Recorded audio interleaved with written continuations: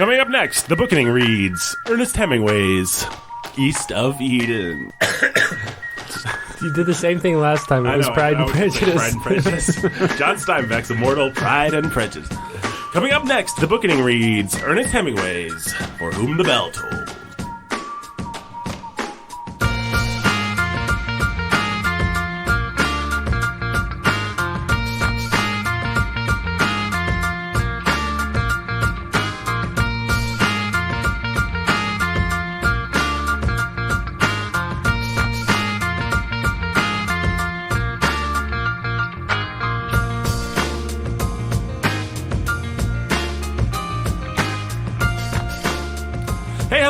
Welcome to the Bookening! This is Nathan Alberson. I am, of course, as always, your humble and obedient host. Very humble, very obedient, because I love you.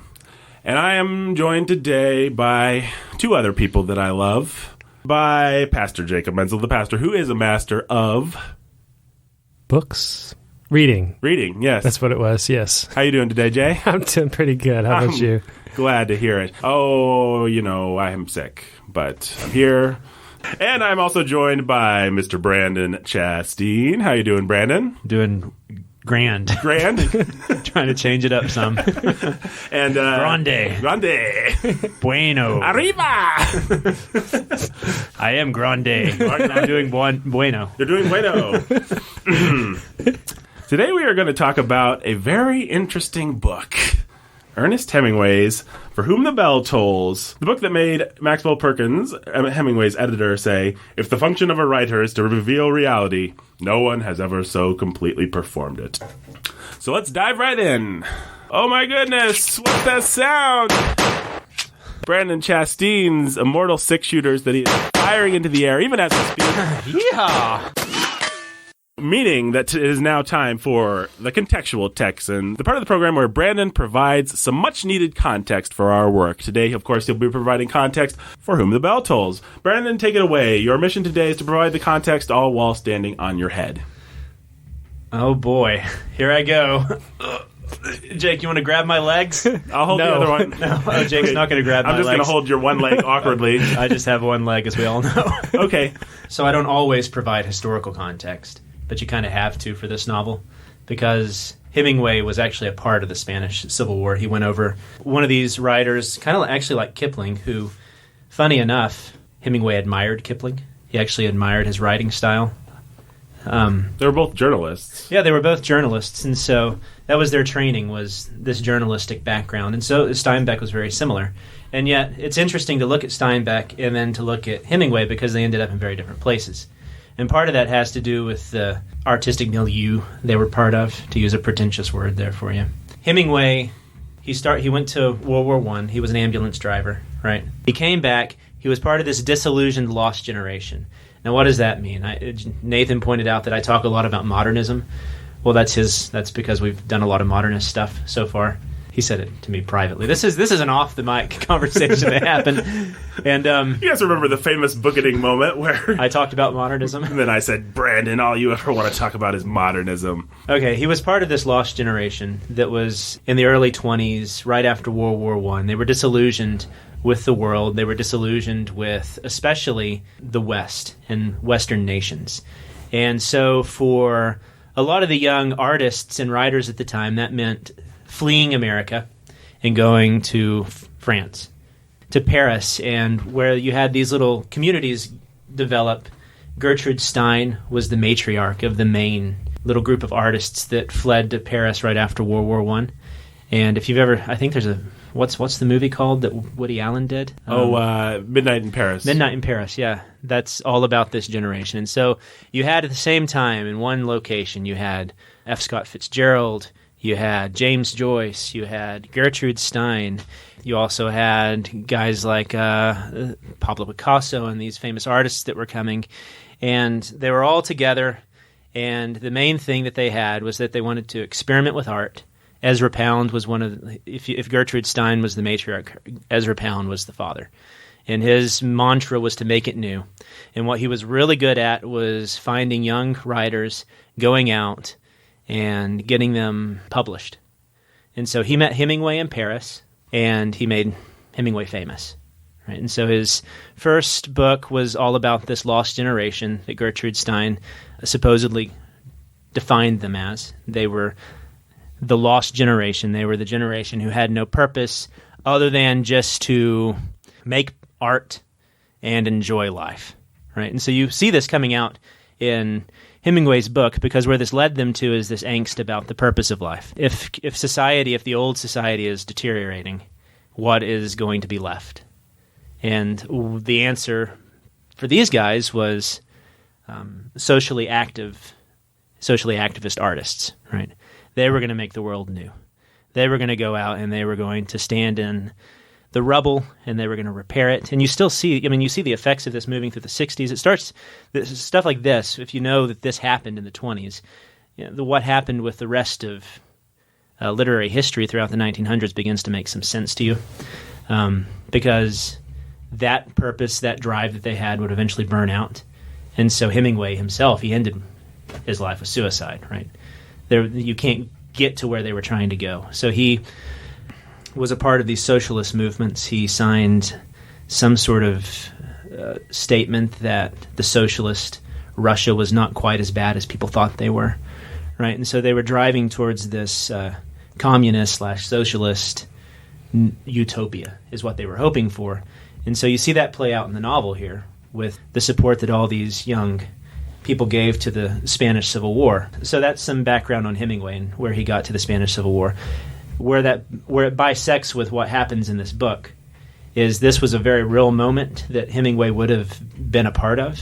He did go and he reported as a journalist on the Spanish Civil War. But this was important for the writers at the time because this was sort of a crisis moment. It represented to them what they were all about. You had the fascists and you had the socialists, and they were fighting. And ultimately, some historical spoilers for you, the fascists win.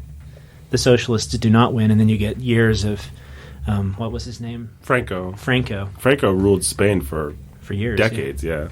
But it didn't go much better in the other places where the communists won, either in Cuba or in Russia. And so this period of art that gathered in Paris that was all founded on disillusionment and making the world new again, it didn't lead them anywhere, right? The societies that they held up, and throughout this book, one of the big questions is, what fills the gap of the church? So they keep talking about the fact that the church and the pastors are no more. You don't have the church anymore, because that goes hand in hand with socialism, is the death of religion. And so what fills that gap? And obviously, this goes back to like Walt Whitman, some of these early Americanists. So they thought that they were making something new, but they actually weren't. Right? So as early as Walt Whitman, he was saying that you had the poets were going to be the priests of the world. And this was back in the mid-1800s. That's part of the irony here, is they thought that they were making something new, but they weren't. Walt Whitman had his little group of guys. Oscar Wilde had his little group of guys. Virginia Woolf had her group of guys and gals, right? And what it comes down to is just they're wanting to idolize and worship what they would think was their poetry, but it's actually just pleasure, right? And living in the moment, living for yourself in the now. But what this does is it starts a very different trajectory in art. And so one of the interesting things to do, like I said, is to compare where Hemingway goes versus where Steinbeck goes, right? Hemingway was popular despite the fact that he really wasn't trying to write populist literature. But he was still very popular.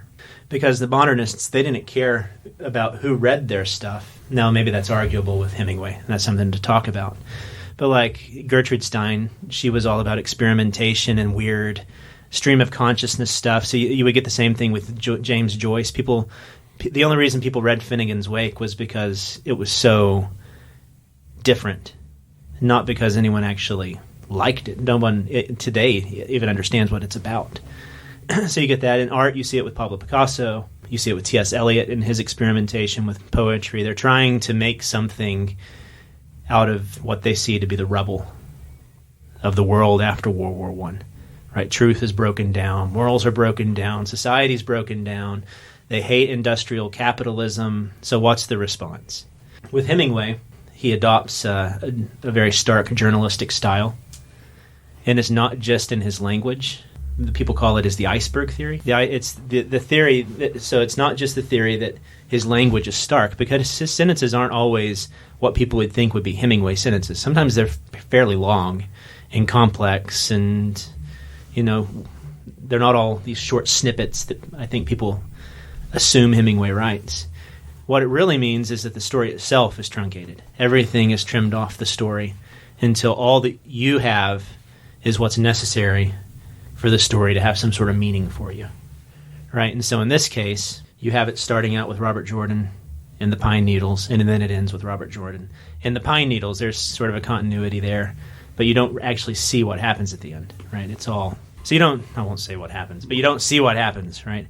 And that's important for Hemingway, because he thinks that his stories need to be trimmed to the point where all that's left is what can possibly create meaning for the reader, or the illusion of meaning. If you liken this to Steinbeck, it's very different, right? Steinbeck gives you everything, right? He's like we said, he's the guy, he's sitting down by the fire, he's telling this story to you. He's very present. He's very much a part of the storytelling. He's giving you details that you don't even need to know about, like his mother flying the airplane, all these things that are happening that Hemingway would have never done. Hemingway would have cut that out. He would have said, cut it, cut it, cut it. And this comes out of this modernist trend of like the imagism with Ezra Pound. They thought that it had to be the sharp crystal image. And hopefully with that sharp crystal image, you could actually finally get to something that meant something. And that, it's as empty as it sounds. They were hoping through art to make the world mean something. And so that, I think, provides a good background for getting into this book, because through art, through this done quote, and then through a story built out of it, he's trying to make sense of his father's suicide, death. Hemingway's father did commit suicide, shot himself, much like what Robert Jordan describes, I believe. Yeah. And so, that's what their art is aiming at, is not just to entertain you, but to make the world mean something. And I think it is important to remember that World War II, or World War I, it gets buried underneath World War II in our memories of it, but World War I was a horrific war. I mean, it was devastating, and it was the death of a lot of these old cultures.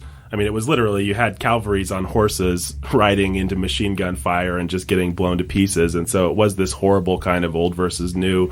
Not to excuse some of the decadent excess that the Lost Generation indulged in, but I think it's important to understand that they weren't just a bunch of hippie whiners that, didn't come out of a place of real pain, at least. Now, should they have dealt with it better? Sure. Yeah, you see it all over. You also see it with another group of writers that went a very different direction that our listeners are probably more familiar with, which is C.S. Lewis and J.R. Tolkien. Right? They were also a part of World War I.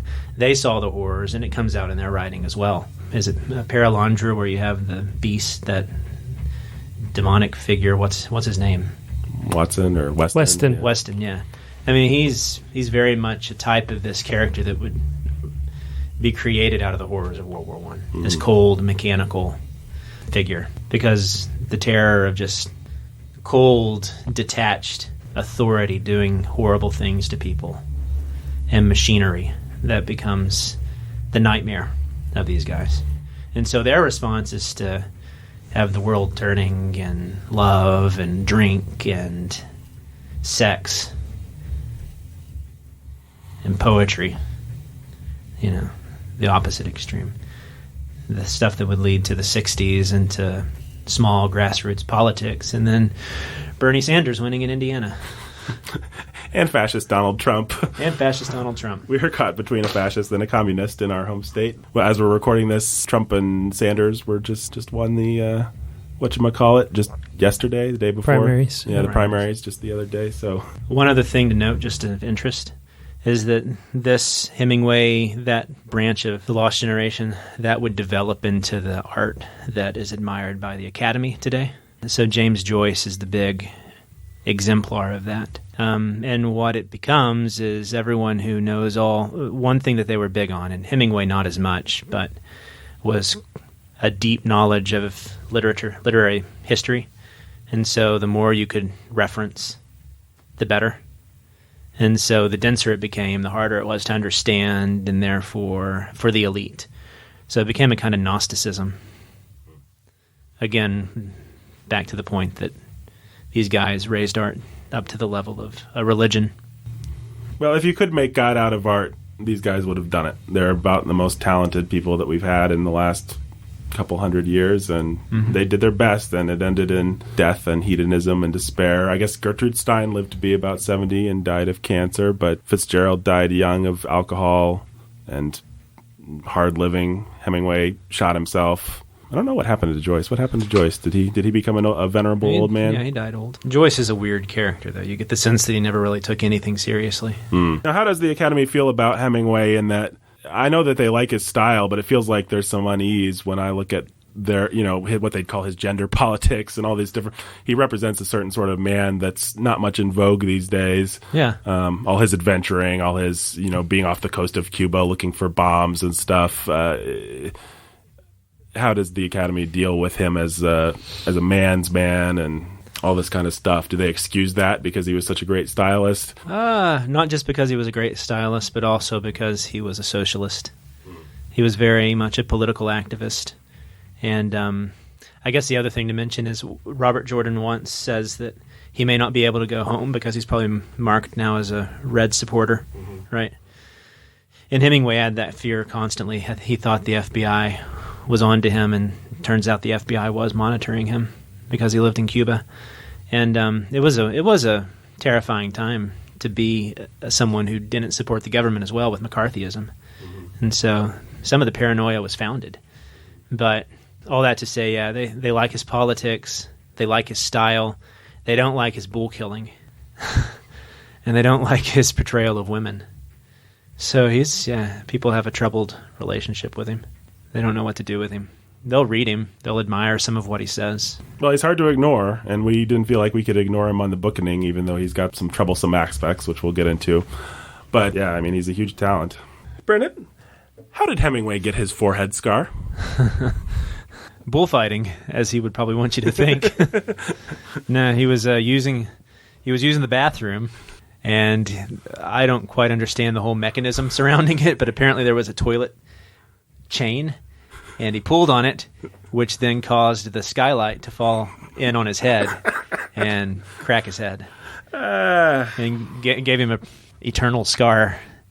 So yeah, I'm pretty sure he just drunkenly pulled on a chain in a Parisian bathroom, thinking it would flush the toilet, and instead he pulled the roof down on his head. It's pretty funny. So I don't know. I thought that was worth mentioning. Yeah. Oh, what's that sound? It's the airplane going overhead. Oh, no. Indicating baggage check. Not bombs. No. This is No, it's not the shark. But I don't like them just the same. The shark-like metal sharks flying through the air. Oh, yeah, that was quite the image, wasn't it? Yeah, that was a good image. So, what kind of baggage did you guys bring to this book? I didn't bring a lot of baggage. Had you read any Hemingway before? No, I hadn't read Hemingway. Did you have an idea of Hemingway? I had high expectations because I've heard so many people call him a master. So I was just looking forward to something compelling and manful and bull riding-ish, but I didn't have any expectations beyond that. Brandon? The baggage I brought was, I've read him in the past and enjoyed him. Beyond that, I didn't have many expectations that were let down or brought up by my reading of it this time. What's your past with Hemingway? My past with Hemingway was reading some short stories back in high school, and then I didn't really read any of his novels until I was in college, when I read for him The Bell Tolls. And I thought it was wonderful. It said everything that I was thinking at the time. Reading him this time, I think you can grow out of his philosophy. Yeah. Right. Yeah, he seems like he's caught in this perpetual, just angsty youth philosophy. Yeah. I discovered Hemingway in my late teens, early 20s. I think the first story I read was Hills with White Elephants, which is a terrific short story, and it definitely does that iceberg theory where it has very scant details. Yeah, that's the one people mostly point to. Yeah, packs a real punch. And then, I think I read most of the stories in most of the classics, Nose of Kilimanjaro, The Killers, all that stuff. I read his novels, The Sun Also Rises, Old Man in the Sea, For Whom the Bell Tolls. I never read, funnily enough, I have never read Farewell to Arms. I didn't get through it for whatever reason, but yeah, I really liked Hemingway when I first discovered him. I remember I actually listened to this book the first time, and I remember I would listen to it on my way home to work on a cassette that I would play in my car, and I would end up oftentimes just staying in the car, for an extra hour just to listen to the story. I should have just gone in and played the cassette, but it was one of those things where you just don't move because you're engrossed. I did come to it from a different place this time, but I suppose we'll talk about that as we go on. So, let's get into this story. We take you now to a Parisian dance hall.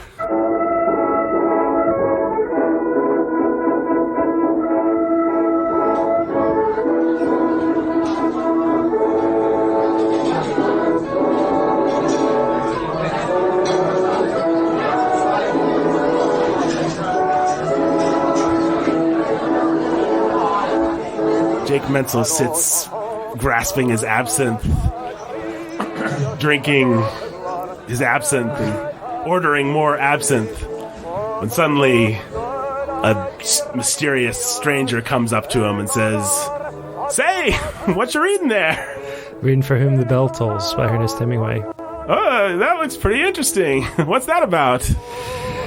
That's about this 4 days, 3 or 4 days in the life of this guy in the Spanish Civil War and what he deals with as he looks at the possibility of death square in the face. That sounds pretty neat. Suddenly, a virile man joins them at the table. It's none other than Brandon Chastain. Hello. He wipes the bull blood from his hands and orders a drink. Absinthe. Dry. Wait. Without rocks. I don't know how you do this. Neat. He blows up. It's put down on the table. The shaggy-looking, annoying guy that's bugging Jake says, "What do you know about this book, sir? This gentleman here tells me it's about a fella that deals for 4 days with his own death." Oh, he also deals with love. Love, eh? Women. Women? Yeah. Oh. This book sounds a little bit more exciting. Yeah. He deals with fighting, courage. He deals with war. War. Lots of war. Does he have a positive view of war or a negative view of war? Yes. That is interesting. Ask me that question. Just making conversation, sir. Yeah. I think he's right. Yes, he has a negative and a positive view of war. We leave the Parisian nightclub. It's terrible. What are we doing? Whoosh. All right, let's talk about Robert Jordan. Brandon, who is Robert Jordan? He's a young man. How old? I don't think it really specifies. I would have thought it was as old as like 30 or something. But yeah, I got the impression he was around our age. Right. He's a professor, or at least an instructor of Spanish in the University of Montana. Is that right?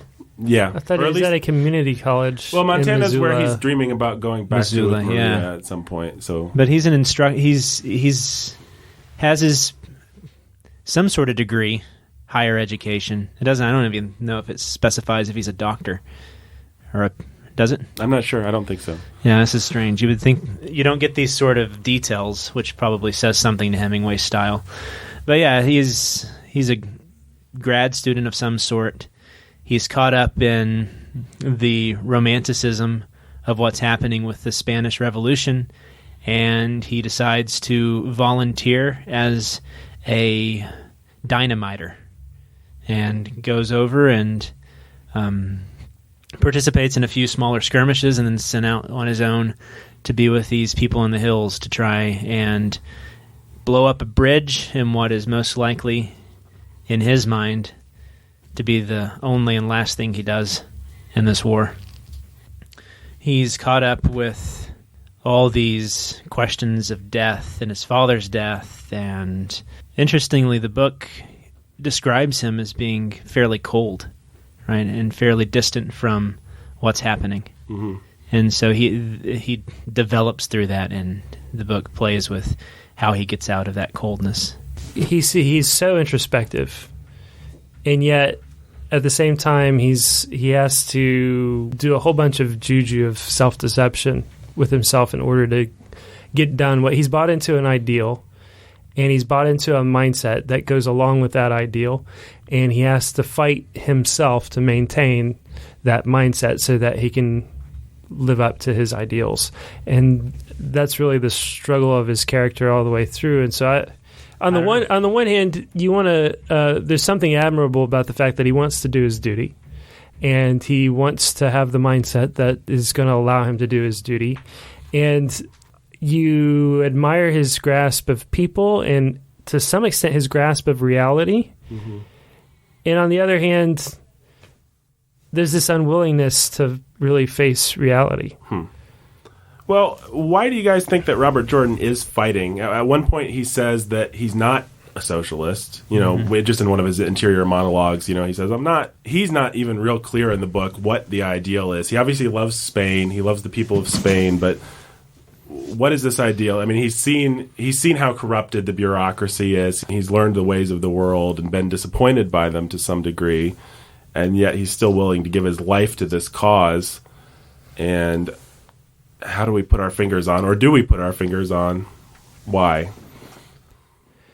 Maybe he's just something of a humanist where he believes in people. Well, you have that central chapter about the Russian, what's his name? The Krakow or whatever, his friend Krakow, yeah. Kharkov, maybe. Kharkov, that's it. Kharkov, in the hotel where they're all staying. Mm-hmm. What was the name of that place? Oh, I don't know. The Gaylord, yeah. This guy is some sort of instructor and teacher to Robert Jordan. And so in that chapter, you get the impression that he was very enthusiastic. He was very much caught up in the excitement of this cause. And Kharkov provides some sort of disillusionment to an extent for him, but also then drives him towards writing and towards honest observation, because there's that thing that Kharkov says about him, that he enjoys reading his writing because he gets at the truth, right? There's some sort of truth about it. So Robert Jordan seems like a guy that's able to see things fairly accurately, but then, I think Jake's right when Jake says he has to maintain a certain level of romantic illusion in order to even keep going. There's the chapter near the end where he is excited and Pilar asks him what's going on, and he says, well, he thinks that things are going very well, right? And so you get the sense that even there he's kind of lying to himself. Well, I like that scene, one of his last scenes with Maria, where they're in their pine needle bed together, and Hemingway does a really nice job of tracing his interior monologue where she's prattling on about how their life is going to be, and he's willing to give into it, and he sort of wills himself to give into that fantasizing with her. And then he comes out of it, and he kind of despises himself, but is willing to still say the words, even though they're meaningless. And then he gets into it again. And so I think I found that to be a recognizable thing. I've been in that situation where I step outside of myself, I see how silly I am in, and then I dive back into myself, and I'm back in the emotion of the situation, and then I'm out again. Yeah, the way that Hemingway deals with interior monologue throughout the whole book is really great that way. And tracing Jordan's thoughts as he interacts with people, as he's thinking, trying to get into the heads of other people, that scene's a really, really great example of it, too. I just felt like I'd lived that scene in particular. All the interior monologues, I agree, are great, but I've had that moment where I'm suddenly disillusioned with something that I'm in the middle of, and then sometimes I'm able to get back into it, sometimes I'm not, sometimes I force myself back into it. That was just a nice observation that I think Hemingway has about how the brain of someone like that works. Yeah. Mm-hmm. You're talking about the chapter where he's keeps saying making believe. Yes. And then he says, but this time there was no slipping into make believe again. Now he was just lying to his girl and to himself to pass the night before battle, and he knew it. Mm-hmm. And then he comes back into it. Yeah. And then he goes back into the make believe. But it had him now, and again he surrendered and went on. Right. Somebody, who was the critic, maybe you know, Brandon, that came up with the term code hero? You know that one? No. So there's some critic from Hemingway's day, I think, that said Hemingway's heroes are code heroes. And C-O-D-E? C-O-D-E, as opposed to what? coat. Oh, coat heroes. Yeah. They wore coats. No. Code. Like, they have a code. And the most important thing for them is to be committed to this code and to prove their awesomeness through this code. And it doesn't ultimately really matter what the external details are, what it is that they're actually dealing with. They could be a guy fighting a bull. It could be a guy that has to blow up a bridge. It could be a guy that just has to make it through another day as a scarred kind of war veteran like the guy in Sun Also Rises. It could be all kinds of things that these guys have to do, but what they do is they move forward with a code. And that's kind of, I guess, one way of understanding Robert Jordan is that he doesn't really care about the cause. But what he does care about is living up to the standards that he's set for himself, that Hemingway set for him. And that's why he's always comparing himself to, is he going to be his grandfather or is he going to be his father? Is he going to flinch in the face of death or is he going to be courageous? And so there's a kind of existential pessimism, I guess, to it. I mean, there's a kind of, you're going to die, it's going to be absurd, whatever you're fighting for is pointless, but you can redeem it somewhat by having a standard for yourself and living up to it, which is what these characters, which is what the hero of a Hemingway novel often does. The critic said, he will not win, but he will play the game on his own terms and maintain his grace under pressure. That's what Hemingway called courage, was grace under pressure, even under death. So what makes a hero is setting your own terms, really whatever you want them to be, and then following those, living up to those. And so Pablo fails at first because he doesn't want to look death in the face and doesn't want to see the certainty of it and stand his ground. He takes the bag, he throws it, but then he comes back, right? Right. And there's the redemption moment for Pablo is coming back. And you get the nice moment at the end where he and Robert Jordan share knowing glances, right? But then Pablo's going to murder those guys for their horses or whatever, so it's always kind of sticky with him. Yeah. With Pablo, you see what Anselmo said about the effect that killing has on you. And Pablo's an interesting character as far as his code goes, because there's the scene when he's drunk and he says that if he could, he would bring all of the people he killed back to life. Remember that? Yeah. Yeah. Where there's he regrets that. That's his regret. Is the barbarity of it, but also just the killing. So if the code is anywhere, I guess it's with these scenes where people are facing death. So you see it with the men who die on the hill. El Sordo's men and Joaquin. And even with the men that have to walk the gauntlet, Pablo's gauntlet, we see different reactions. The guy that's really scared and pathetic, and the guy that's and doesn't want to, they have to drag him out, and the guy that will nobly hold his head high and walk the line. Then one of the interesting characters to compare to Robert Jordan in this case would be Lieutenant Berendo, because I think Hemingway wants you to. They're the last two people that meet in the novel, but Berendo is also the one who orders them to cut off the heads. But then he says war is a nasty business, right? He doesn't like it. He doesn't stay to watch. So what do you think's going on with that? Well, if we're defining courage as grace under pressure, then I think Berendo might actually come out looking pretty well. I mean, especially compared to that stupid captain or whatever that gets himself shot during... Shoot me! Yeah, hey, guys, that guy. Yeah. Berendo is able to keep a cool head and just do what he has to do. In his case, cut off people's heads, to bring back some trophies or whatever it is he needs to do. It felt to me a little bit like he was a reverse image. He's the Robert Jordan of the other side, maybe. I didn't end up feeling a lot of hatred for him. No, and I don't think you're supposed to, because it's interesting that with Pilar's story, you see the evils that the revolutionaries did. You don't see the evils that the fascists did, right? Right. She says that she would tell that story later, but you never hear that side of the story. Right? Well, you hear Maria's story, which is pretty awful. Yeah. And you finally do get to hear that. And you do hear her part of the story. Right.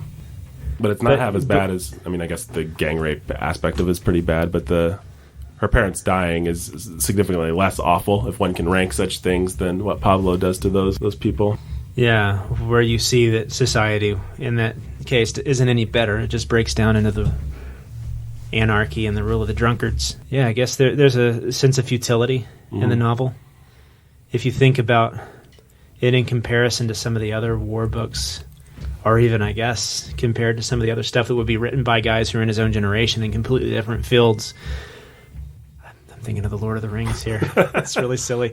But like Helm's Deep, it feels like there's something at stake that can be won. Mm. Here, it doesn't feel like there's anything at stake that can be won. It feels like it's a lost cause. The only thing that you can do is take the right stand, Right. and die in the right way, and hope that there's some sort of joy that comes out of it, some sort of happiness, something that you get beyond. Well, and Hemingway seems to be saying with Robert Jordan that there is, because Robert Jordan is content at the end of his life. He's happy to die, basically. Mm-hmm. He even kind of embraces it. Well, yeah, you said existentialism. Right. And with Robert Jordan, I think you see that the most clear, because one of the last things you get with him is he touches the pine tree, right, with his hand, and he feels it. And so this sense awareness, I think Hemingway is really playing up on just the moment being better than worrying too much about the past or the future, because when he worries about those things, that doesn't do much for him. All he has is this moment before he dies, and if he's going to do it well or not. And so he can think about keeping his bone from poking through his muscle. Right. He can fill a tree for the last time, and then he can wait. And instead of shooting himself, he can take a few of them with him and maybe give his comrades a chance to get that much farther away. And that's seems to be about the height of heroism that you're going to get from this. Yeah, I think it is just straight up existential, really. I mean, it's you can life is absurd. You're going to die. There's nothing after, but right now, this very moment, you can either choose to make your own meaning or not. Mm-hmm. And there's something heroic about that struggle to make your own meaning. Might be kind of dim-witted of me, but it's just, I haven't really thought of it that way before. I think you're right. I think that's the strongest thread to pull it together, because then the high moments, like him with Maria and the world turning and then all this other stuff that you get through Robert Jordan begins to make sense. His disillusionment that he has with the Gaylord. Because I'm convinced that chapter is important. Right. It's right in the middle of the book, or near the middle of the book. Actually, the exact middle of the book, I think, is Pilar's story. Right. So you have that, and then you have the story of what happened to him and the Gaylord. And I think the thread is what's going to come out in the later 40s and 50s when you get existentialism. Mm-hmm. And, you better make the most of now, because tomorrow you're going to die. Well, it's almost like Hemingway wants to take away everything that we could possibly ascribe Robert Jordan's heroism to. It's like he's not doing it for the country. These we see that the peasants are a nasty bunch of people, basically. We see that the cause is futile. We see that the bureaucracy of the people that are running the war is going to destroy it anyway. It's like there's nothing to really believe in except for yourself and whatever it is that you make of now. I mean, doesn't it even say, doesn't Robert Jordan even say something like, there was only now? Isn't that actually a sentence in the book? Well, yeah, it's a sex scene. Is it? Yeah. Yeah, where he's, the word now. Over and over again. Oh, no. But I didn't want to go into detail with them, but that is probably what the the clearest way to analyze them is that they're this philosophy of the now. Mm-hmm. And they bring out the now more than... And those scenes almost eviscerate reality, so that all that's left is just your feelings. Right. Time stops and the world turns. And so alcohol Gloria then fits into this pretty well, because he's sad at the end because he doesn't have his absinthe, right? That one last little pleasure is taken from him. But then you could argue that he matures finally at the end to realize that, the world can be his alcohol. Right. Right. Touching the tree can be his drink. Mm-hmm. Hemingway, you say all these things, but then Hemingway is really good at these small little gestures, like the touching the tree. Yeah. Thinking about someone about to die, and then that's just to feel the feeling of touching the tree before you are shot to death. That's pretty haunting. But in the end, it's an empty philosophy. Yeah. I mean, because what's the hope here? It's hollow. Well, it's the philosophy that led to Hemingway shooting himself. So yeah, That's And Ezra Pound, I said he was the father of all this. He ended up in a cage. Crazy. And then... An asylum, right? Yeah. Hemingway had to come and get him out of the cage and took him to the asylum and helped. I mean, he's an interesting character to study of where this really leads. How would we talk about Robert Jordan's relationship to his father and his grandfather? I couldn't help but think about Steinbeck in that chapter in East of Eden and the differences. The differences being what? Well, one of the differences being that his grandfather and his father here, they're in a chapter, and that's pretty much it. You get hints of them later on, and you get the sense of that chapter that you can go back and see how they kind of are the undercurrent to the story here. His fear that he'll become his father. He despises his father and he admires his grandfather, and part of trying to escape his father is trying to live up to his grandfather, be the kind of man that his grandfather would be proud of, because it doesn't matter if Dad was proud of him. He's ashamed of Dad and has been for a long time, ever since he went away to school. But grandfather was somebody different. And so one lens to filter this all through is just daddy issues. Why is he in Spain fighting? He's trying to live up to his grandfather, who had his own war to fight, a different civil war, because his dad shot himself in the head. And, I don't know.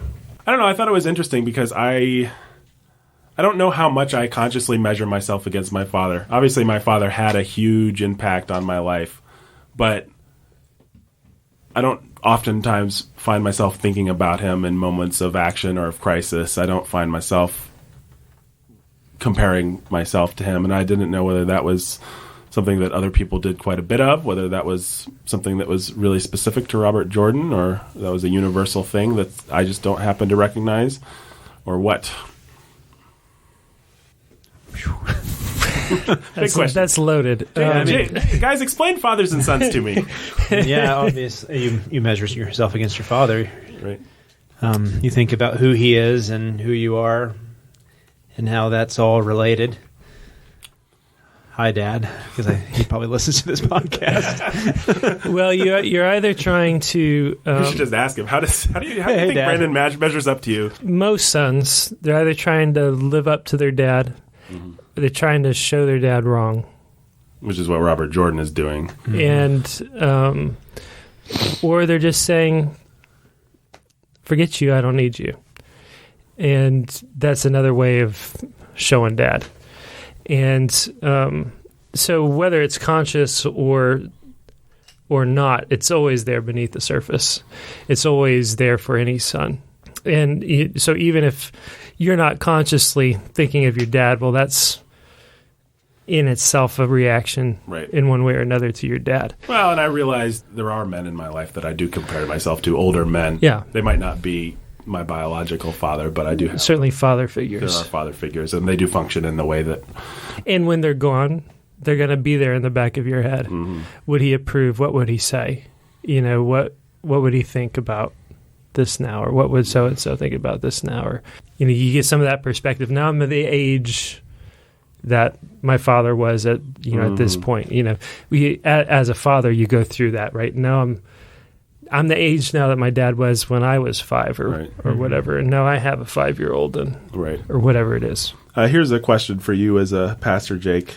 If your wife is nagging you and bullying you, should you kill yourself with a gun from the Civil War? No. No, he shouldn't. Okay. What else? Jake, did you like Robert Jordan? I did like Robert Jordan. Why? I recognized myself in him. I sympathized with him. He walks into a room and he's processing people, the way that he lives in his head, the way that he is sizing people up, the way that he's sizing himself up, the way that he's fighting with himself and talking to himself, the way that he's processing his emotions, processing his thoughts. All of that was very real to me. I recognized myself in it. So that's one aspect of why I liked him.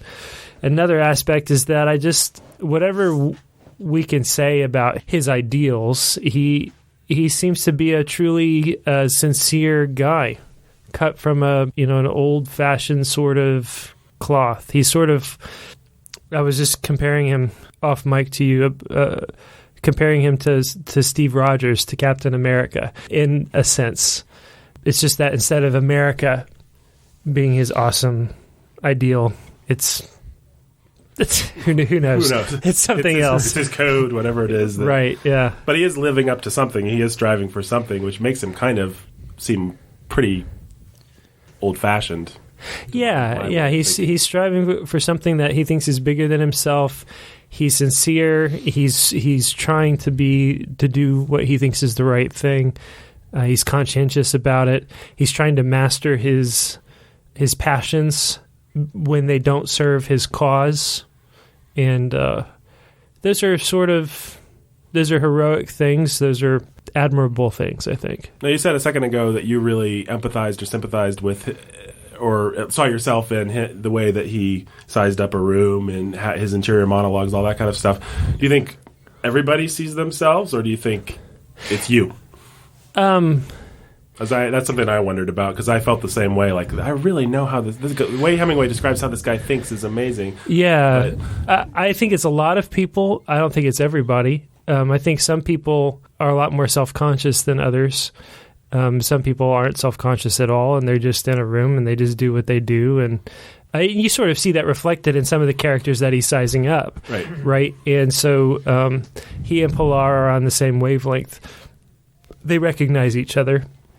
They recognize that they both see, and Pablo is a wild card, and they know that. And then there are other people, and you don't know how much self-awareness Maria has, for example. It doesn't seem right. Like a lot. In a way, she's able to be innocent because she doesn't have it. Fernando has zero self-awareness. Yeah. I think it's him. I get their names mixed up. The gypsy is Raphael.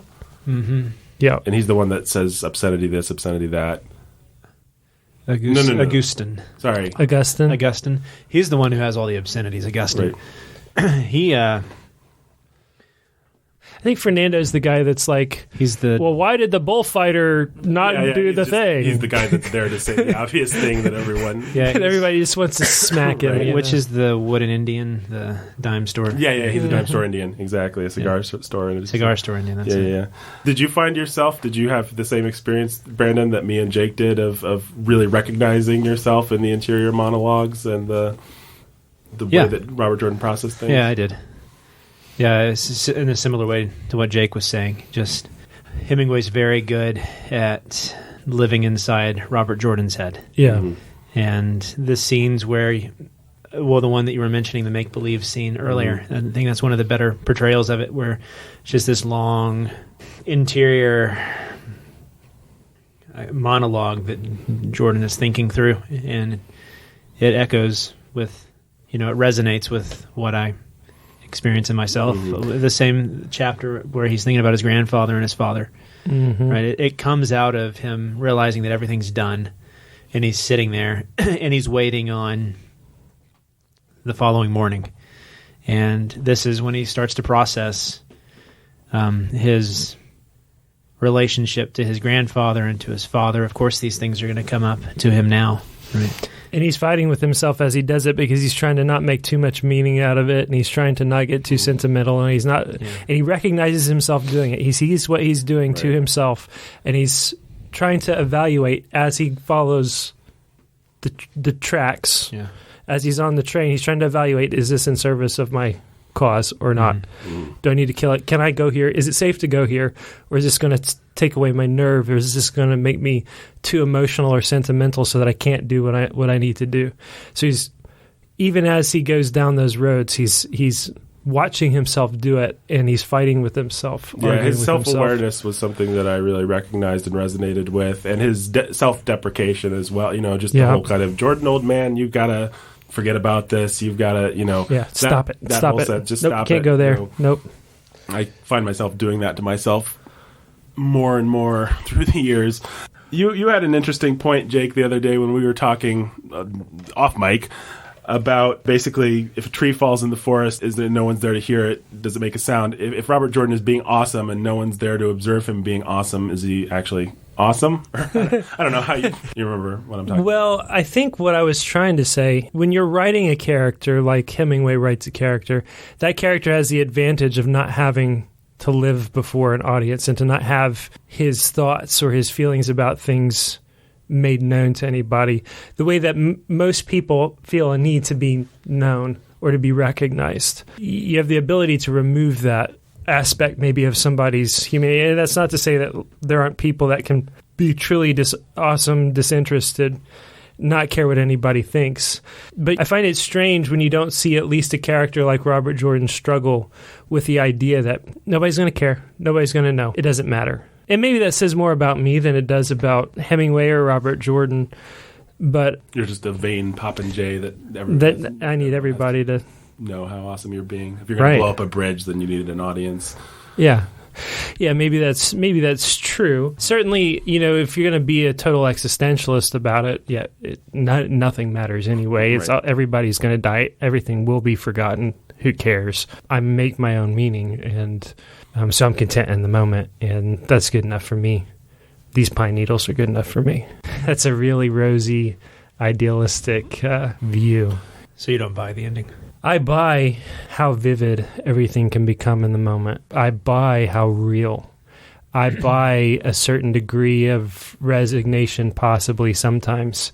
But where's the fear of God and death and judgment that hangs over everybody's head? Where is that in Robert Jordan? Is it so far suppressed that it doesn't bubble up at all? I believe that people can suppress that truth that deeply. That it wouldn't come out even at their death. Maybe, yeah. Because he's facing it this is a death that he gets to think of for a period of half what an was hour. What was Hemingway's blood alcohol content when he shot himself? High. A couple glasses of wine, I know. He couldn't do that in cold blood, right? Mm-hmm. Not without drugging himself up.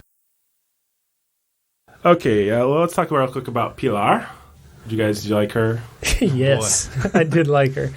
Pilar. I had trouble with her, actually, because I thought Hemingway was kind of casting her as the voice of reason. Yeah. And I wasn't sure whether she was really a very good voice of reason at all. But she can only be as good a voice of reason as Hemingway is. Right, and he's a crummy voice of reason. She's a voice of reason, but then Pablo also, what is he? The voice of what's realistic? Right. He's your inner demon. You could sort of cast them as the demon on one shoulder and the angel on the other, who sort of unite in the end to get the job done. Yeah. You kind of need both of them. Because she's committed to the cause. Mm-hmm. She's not going to sway, but he knows where it's all headed. Right. And he has no doubts about it, and he's right. Oh, there's the weirdness about her reading his palm. She says it's going to snow, and he says, no, it's not going to snow, and then it starts snowing. We understand that she saw the future. I mean, my understanding was she knew Robert Jordan Marie was going to die. She knew he was going to have this time, and so she pushed Maria on him. Yeah, so what are we supposed to make of it? I don't know. That she saw his death in his hand. Who cares? Hemingway's wrong. Yeah. Well, really, he gives us an angel and a devil that are both lame. If Pilar's the angel, then she's the angel of, you're going to die, life sucks, so have as much sex as you can before you do. If Pablo's the demon, then he's the demon of, life sucks, you're going to die, so... Run away. So, what a wonderful choice to have.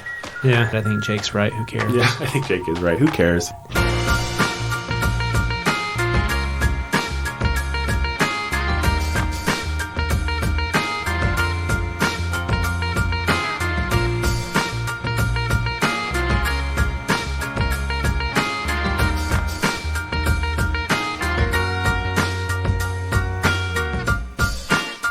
The Bookening today was written and produced by Nathan Alberson. It was performed by Nathan Alberson, Brandon Chastain, and Jake Menzel.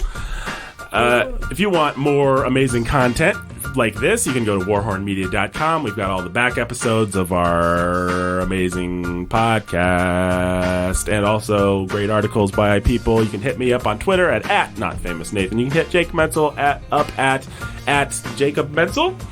On Twitter, you can send us a Twitter, send us a tweet, get in our feed. You can hit Brandon up at my email. Oh man. I probably should get that fixed.